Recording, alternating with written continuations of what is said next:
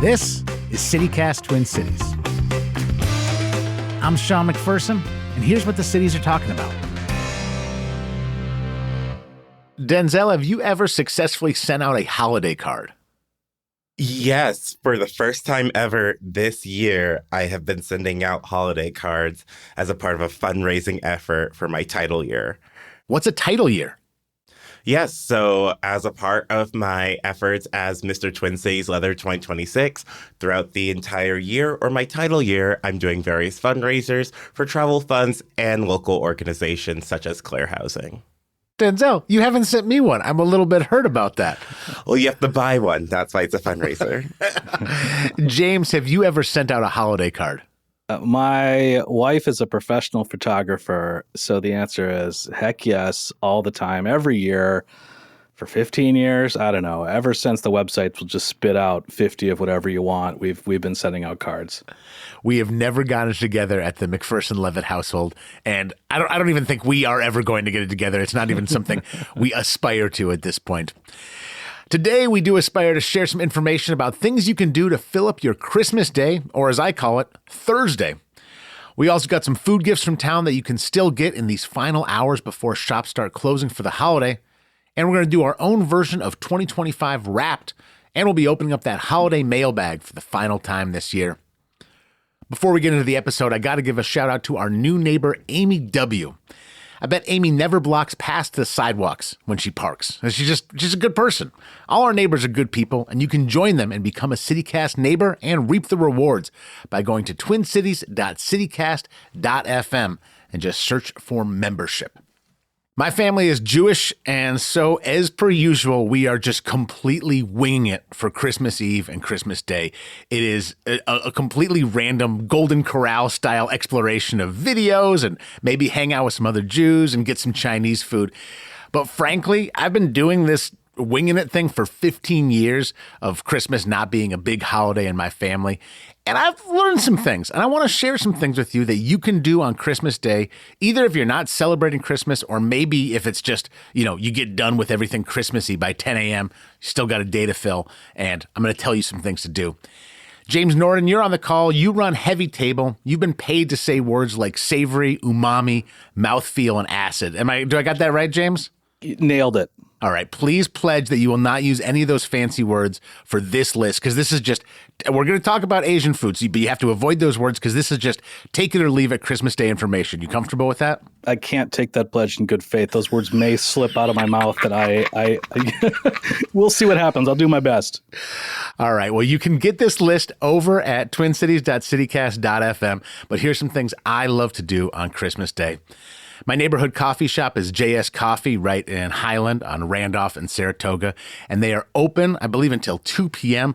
on Christmas Day. And it's just that thing where you would think nobody would want to work on Christmas Day. They clean up on tips. This year, Joel Shapira is actually going to be there playing some holiday music on his guitar, and it is such a good feeling, and it's all the regulars, and this spot has become my third place in life, and I definitely recommend visiting an open coffee shop. Plus, get the kids some hot chocolate, feel a little bit holiday-ish, even if you don't celebrate Christmas. You got to get Chinese food on Christmas Day, if you ask me. And I've loved that long before I was in a Jewish family. Just to be the record, getting Chinese food on Christmas Day is awesome. I like to go to Tea House. I think I like what kids like. I like the honey crispy shrimp, which is just delicious and also far from Jewish, as it is not permitted for folks who try to observe kosher law. But Tea House is great. James, again, trying to avoid the word umami. What do you love when you go to Tea House? I like the beef roll, man. That's super tasty. It's almost like a crispy scallion pancake wrapped around really. Oh gosh, I'm going to slip into descriptions, aren't I? I'll say tender. Tender's okay. Tender beef with a real spice content to it. It's a heck of a tasty appetizer, and it really brings the beef. Hey, speaking of bringing the beef, let's talk about Cecil's, which is a wonderful deli right in Highland. They are open on Christmas Eve and Christmas Day.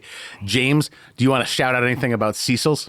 I mean, I play poker with friends, and it's not a poker game unless you have a couple pounds of corned beef or pastrami from Cecil's. That stuff is delicious. It goes a long way. Those sandwiches are hella tasty, and they have like 90 different mustards there too. So you can just pick up a mustard of your choosing and a big stack of delicious cured meat and go to town. Denzel, I saw you roll your eyes. Do you think that a couple pounds of corned beef is too much for one poker game? I think any amount of corned beef is too much for one poker game. It's not my favorite, but Cecil's have so many wonderful options that definitely still go and pick up some wonderful other non-corned beef things. My poor tummy. I will also endorse their veggie Reuben. Their meats are great, but honestly, the veggie Reuben is not one of those ones where they have pretend meat on it. They just have a bunch of cut up bell peppers, and it's really good. Movies on Christmas Day is a great tradition, and of course, you can go to the big cineplexes, but I love staying local, and the Trilon is one of the gems of local cinema, and they are showing Violent Night, a movie from 2022 that is indeed violent and actually features a script put together by folks right from here in Bloomington. They're going to be hanging out, talking about the movie before it shows, but get some of that great popcorn from the Trilon and take in a film on Christmas Day. It doesn't get much better. And the 331 Club in Northeast, I've spent a lot of time there. That was a spot that I did trivia at every Sunday for, a decade and a half. But this is one of those spots where there's no bands on Christmas Day. The attraction is the regulars. I think there's about 25 people at the 331 Club who are there. Effectively, somebody's there from that crew from open to close. They're funny, they're hanging out, they're playing games, and it just makes it such a jovial atmosphere. On Christmas Day, you're usually going to see the bartender just pull up some stuff that they want to listen to on Spotify. You hear the music, you're hanging out with friends. It is awesome. And get down to Burnsville to go to Shooters. Denzel, have you ever been to Shooters, or are you a billiards player at all? You don't want to watch me play billiards. It gets weirdly messy, and you're like, but there's the whole, yeah. You're like, you bring back 4 balls at the end. You're like, well, some people got hurt. I don't know exactly where the 7 ball went. Some people are just me, really. Shooters is awesome. They are open on Christmas Day, and it's this opportunity to do something with friends, but you have an activity, so you aren't just sitting there staring at each other, which is what I hate the most about the end of a holiday. You've ran out of all the games, and you just don't know what to do. This way, you can actually do something physical, get out of the house, and play some pool. So shoot some pool at Shooters, and check out all these recommendations over at twincities.citycast.fm. Now, we do want to hear from you. Is there anything you do on the 25th of December? Send us a text, leave us a voicemail on the CityCast Twin Cities hotline. The number is 612-217-0637, and those recommendations might show up in a future episode. There's a lot more to discuss, but before we do that, we're going to take a quick break.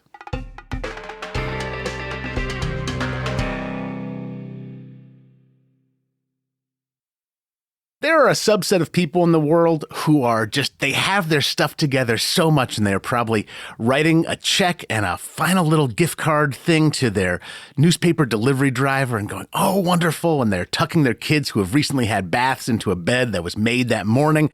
And there's gingerbread cookies laid out for Kris Kringle when he gets there to deliver some gifts. And I am of a different tribe. That is not my world at all. I am on Google right now going, I know it's December 23rd. What should I get for gifts? And I also am searching for, who do I have to give gifts to? Like, who deserves gifts in my life? But thankfully, there's some folks who have done the research to make us procrastinators a little bit more capable. And that would be James Norton from the Heavy Table, who not only put out a great timely food gift guide a couple weeks ago, but he also has curated a procrastinators list just for CityCast and just for jerks like me.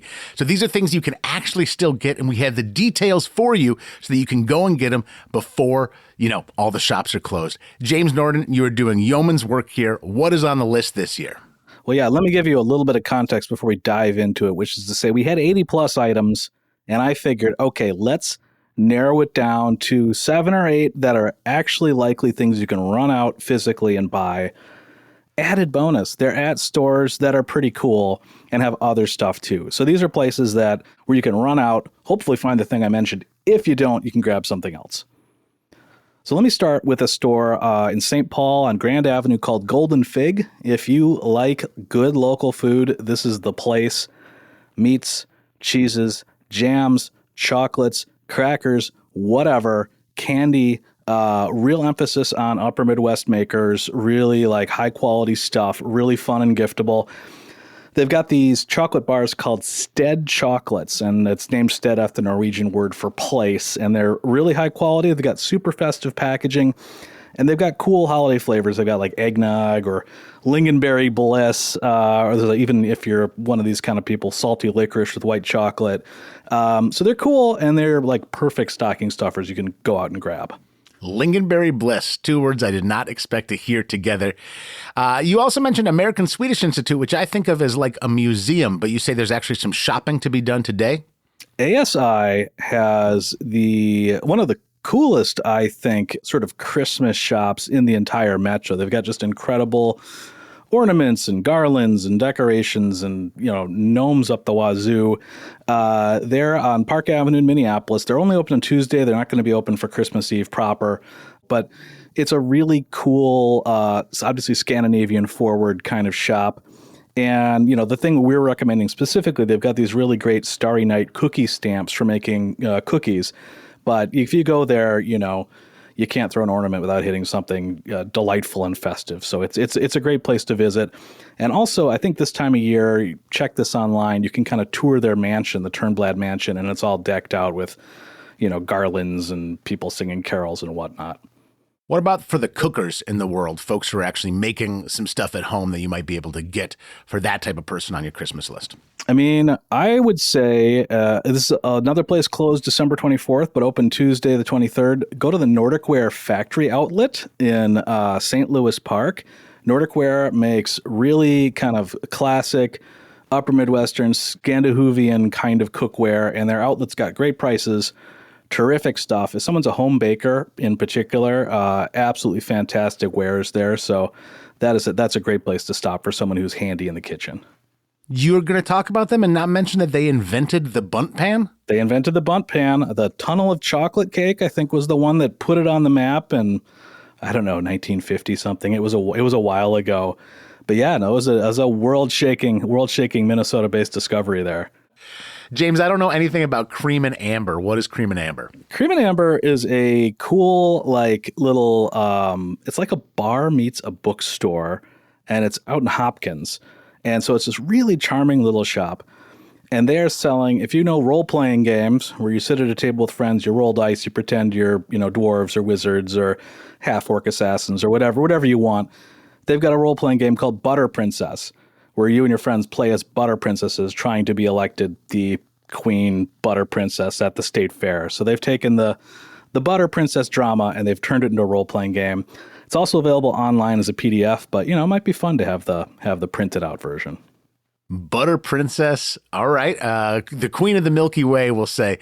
Tell me about Surdyk's, a mainstay in the world of liquor year-round, but a particularly great place to visit during the holiday season. Yeah, Surdyk's on Hennepin Avenue, Minneapolis. One of the great kind of independent booze shops around here. They have a ton of festively appropriate drinkables, but they also have one that's like so on the nose, maybe too on the nose. Christmas Gin by La Crosse Distilling Company. It's their organic gin, the Field Notes organic gin with an infusion of black currants. And it's kind of a cool place. They use geothermal power for the distillery.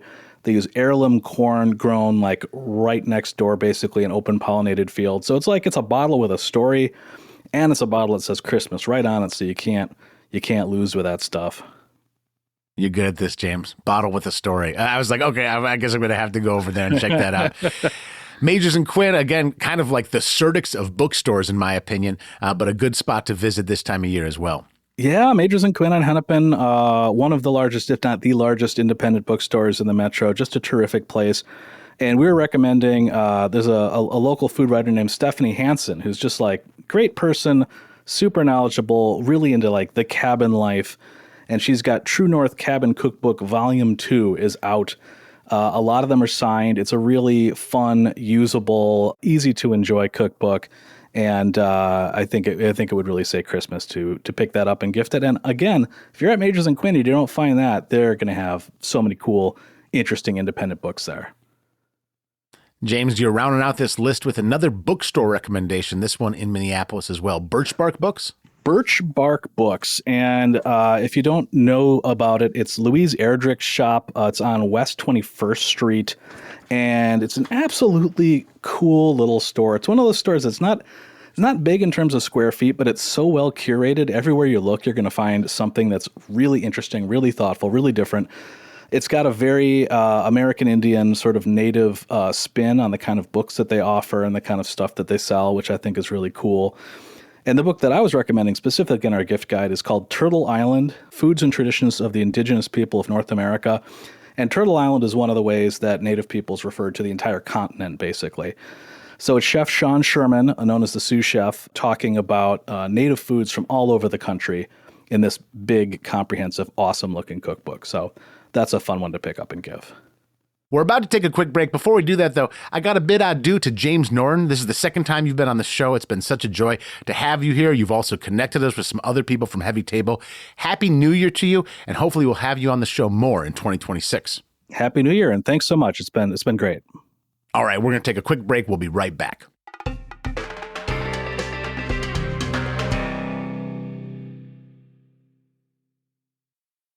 We are hitting the very tail end of 2025, and I wanted to run back on some of the memories of 2025, both good and bad. We had 5 snow emergencies in Minneapolis, 29 below zero days, 34 Lynx wins, which is a good season, 92 Twins losses, which is a horrendous season, and 39 Purple Rain, the musical performances. Denzel, would you classify those performances in the good category or the horrendous category or somewhere in between? Well, as a member of the Brave New Workshop resident company of Hennepin Arts, I plead the fifth. Understood. And listen, from all accounts, it got better. And I'd say in some ways, 2025 kind of got better throughout the year. This is also 177 days this year where you could purchase a crawfish po' boy from Sea Salt over at Minnehaha Falls, one of the true food delights of the Twin Cities. And everybody get high, because this is probably the final full year of legal THC beverages. I'm high right now. I know that Denzel is high, and our friend Tiffany is high as well. No, we are not high, but we are excited to talk about this year. Tiffany Bowie, a creative producer here at CityCast Twin Cities, thank you for being on the call, and also thank you for rounding out our year in review. Yeah, and you're welcome for being high. It's wonderful. So we put out a call to our listeners and asked them to give us their year in review. So we asked about like top places they spent money, where they went and got coffee, neighborhoods they spent time in. And I'll just say y'all had a very busy year. And you were out there, you were out in the community, and I'm very happy for that.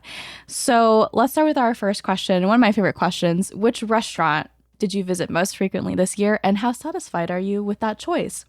So one listener went to Marty's Deli, very satisfied. Nothing beats a good sandwich or a good notary. Okay, I looked into this because I was like, why is somebody saying that this restaurant is a good notary? Marty's Deli, the dad of the owner, is a notary republic, and he is able to be there most Thursdays in the morning, and you can go get stuff notarized, which sounds like an amazing combination. Good breakfast sandwich and get something notarized. Ham and a notarization. Rolls off the tongue. Yeah. Another person said Nashville Coop, no regrets. I have yet to try it, but I've heard good things about it. And another listener got to introduce their friends to Emerald Lounge. I love being the friend that introduces other friends to places to hang out. Renata on Hennepin, excellent food, fantastic human beings. We see our neighbors there regularly and have great conversations with other regulars as well. So Sean, I'll start with you. What restaurant did you visit most frequently this year? There's a breakfast spot right near my house called the Coffee Cup that used to be on Rice Street and is now at Randolph and Hamlin. And I went there a lot with my kids. I love getting their breakfast food. I honestly wish they would add a tuna melt, because I think more diners need a tuna melt, but spent a lot of dough there and definitely ate a lot of omelets there. The restaurant I probably frequent most this year would probably be Kwang's. It tends to be the place when people are visiting or we're just looking for something to do. It seems like a killer bowl of pho fits any occasion. Yes. It's cold outside pho. It's hot outside pho. I'm walking around Eat Street pho. It just tends to be my big go-to, and they do it the best for me here in the Twin Cities. I'll also note they have a picture of Lizzo wearing their merch. Like, like printed out on the wall. And when I went there, I was like, this is not real, right? This is Photoshop. But it's not. It's like a real picture they took from her Facebook, but they cropped it because she's not wearing pants. So it's like a sexy pho merch picture. That's what I want for the holiday season. Sexy fall merch. Your next calendar, your next Twin Cities Leather calendar, Denzel. Yes. Oh, dreams. Tiffany, what was your spot? Where did you eat it the most? I spent the most money and ate the most in terms of frequency, at Shinhwa Korean Steakhouse in Roseville, because my friends and I like to go get Korean barbecue a lot, and I like always take people if they haven't tried it yet, and then I like cook the meat for them, and I feel very like mother hen. Like I will like grab it and like give it to them, and they're like, oh my god, it's cooked, it's amazing, and I feel very proud of myself afterwards. I'm putting in the work at those Korean barbecues, just so you guys know. Let me tell you my next question, which is also a really good question because I love getting drink order ideas. So where did you get your coffee or tea most often, and what was your usual order? Lots of answers for the JS Bean Factory, which you mentioned in your top 5 things to do on Christmas Day, Sean. A lot of Bean Factory fans. Other people went to Coffee Shop Northeast, Roots Roasting, get the oat milk miel, and Spy House in Whittier, their dirty chai, or whatever their seasonal latte is, and then Disco Death Americano. Denzel, what is your coffee order and where do you go? Yeah, so I live really close to Sebastian Joe's, and when it comes to like coffee, I need it now. So I tend to go there, and I'm a big seasonal drink kind of person. I love something that's like a special, that feels very limited time. And I'm slowly encroaching that space where I start asking any sort of customer service person what's good here, which is not my You've entered your what's good here era?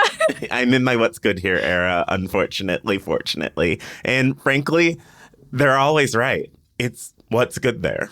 What was your seasonal drink at Sebastian Joe's? A PSL, a pumpkin spice latte. I do love it. It's very whimsy. I just want to be a blonde white girl who's enjoying a leaf falling. What a blissful life that is. The Venn diagram between what's good here and PSL is just a single circle. It's like when you become a what's good here girl, you also become a pumpkin spice latte girl. Are you a PSL girl, Sean? No, I am like a total coffee with cream and Splenda kind of girl. But the best coffee drink I had, I certainly spend the most money and spend the most time at JS. But Luminary Coffee Shop, the best thing I had, Tiffany, was when I kept on drinking Your Cozy Cancer. So we were doing a photo shoot together, and I like 3 times was like, this is delicious. To be like, would you please stop drinking my beverage? But that was definitely the best coffee-related drink I had this year. Yeah, I was like, Sean, that is mine, if you're wondering why it tastes like that. And also, just for people who haven't had the pleasure of going to Luminary Coffee House, they have their drinks named after astrological signs. So Sean was not drinking like Cancer. He was drinking like a cozy Cancer in the astrological sign. My top visited place, which will surprise no one, was Muna Muno in Uptown. I would order like a variety of their matchas, which they will ask you whether you want it fruit forward or matcha forward, which is the best question anyone has ever asked me. I'm really loving their matcha latte with Earl Grey tea right now. I think that's a great combination. Are you fruit forward or matcha forward? I'm fruit forward all the way. We want to find out where folks hang out when they're not at home. So we asked what neighborhood you spend the most time in other than where you live. What do we get back, Tiffany? Okay, our friend Davis S. spent a lot of time in Logan Park neighborhood this year. It's an amazing park that's a bike ride away from Davis's house. Please don't try and track Davis down by that information. They had a bunch of news stories as well as a silent disco in the park this summer to the ongoing struggle to keep the bricks on Quincy Street. So there's a lot happening in there.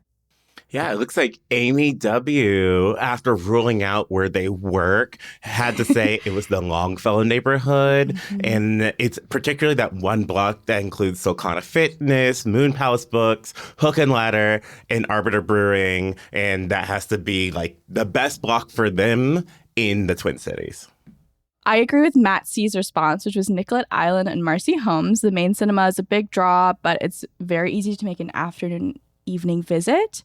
Bike or take the bus over there, walk along the river, check out Nicollet Island, grab a drink or meal at Astor or the Cabana Club, and check out amazing programming at the Main. I agree. I spent a lot of time there. I specifically spent more time in like the downtown Marcy Homes area, like eating my way through, going vintage shopping. I especially really like their new fancy smoothie shop that everyone compares to Erewhon, which is called Parcel. I highly recommend going there if you want to spend a lot of money on a smoothie. Denzel, where'd you spend the most time? After ruling out work, I really had to start thinking hard about that, which made me a little sad. But then I realized I am tried and true, like an uptown kind of guy, right? Yeah. And particularly in this newly coined Lavender District, which is that intersection of Lyndale and Lake. And I like to hit up the big three, which would be Smitten Kitten, Bondesk, and Umbra Arts. And you can start at Umbra, grab a coffee, go across the street to Bondesk, see what you need there, and really round out your little triangle at Smitten Kitten.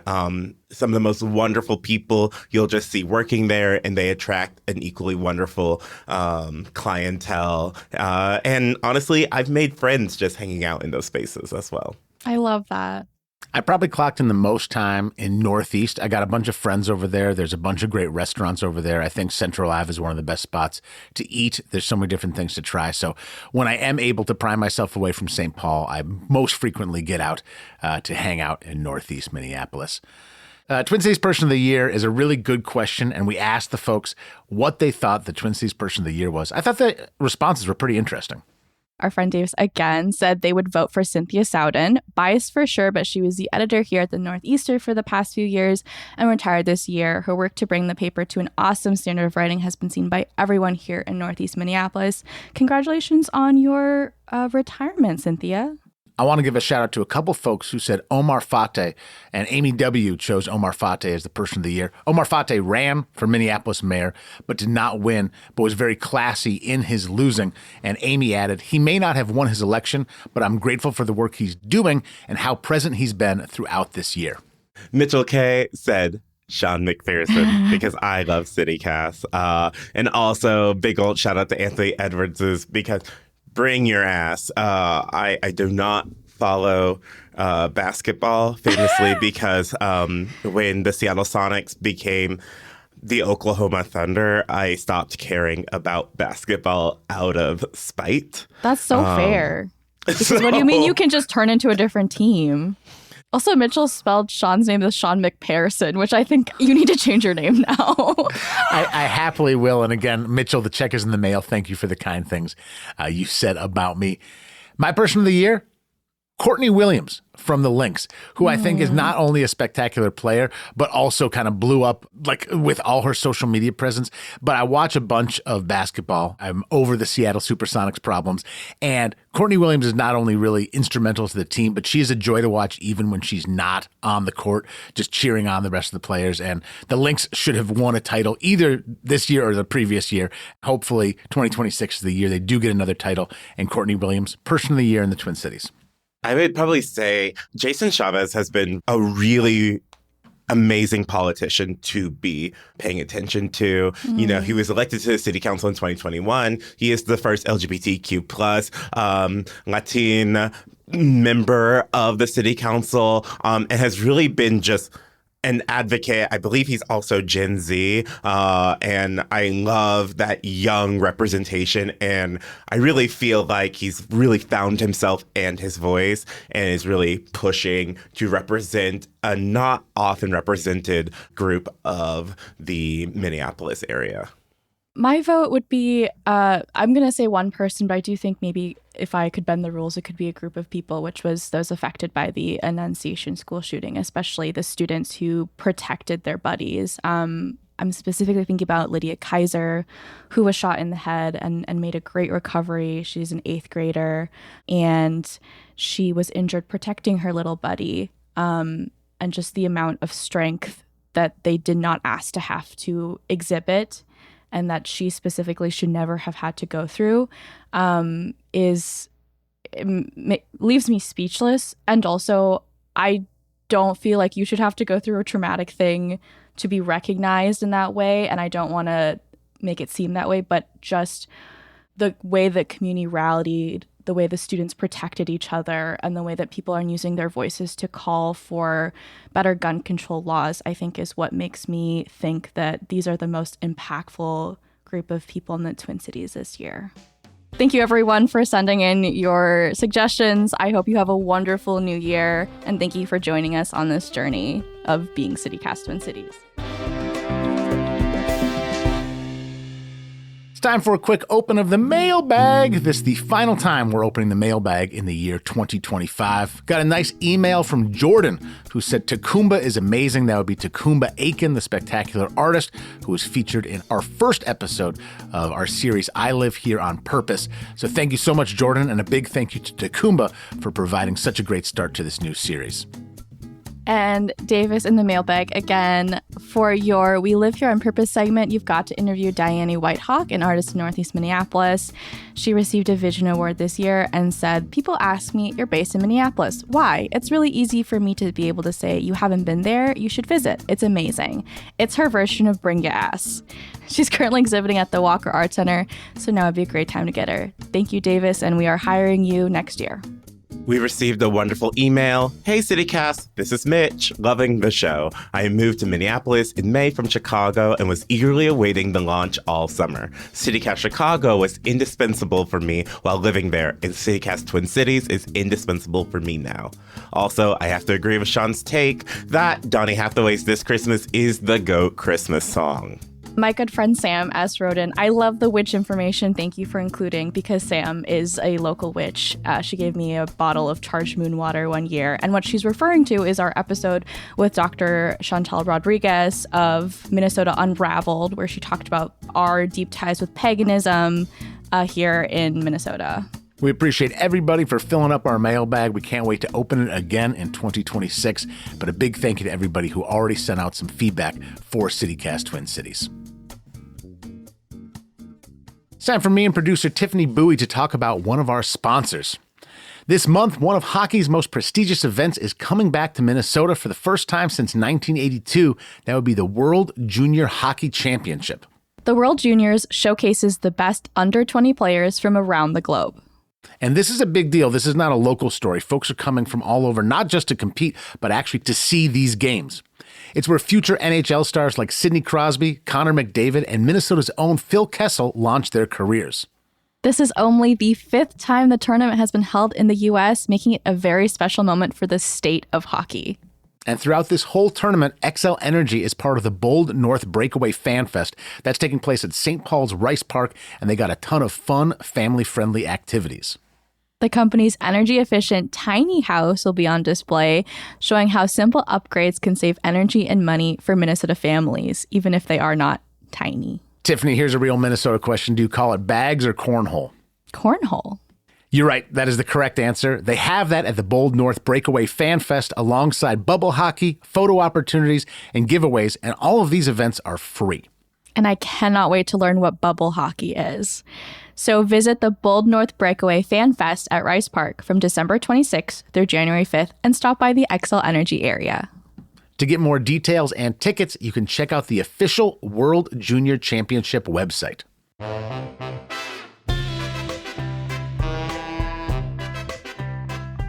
That's all for today here on CityCast Twin Cities. I'm your host, Sean McPherson, Denzel Beelan, James Norton, Tiffany Bowie. Thanks for being here today.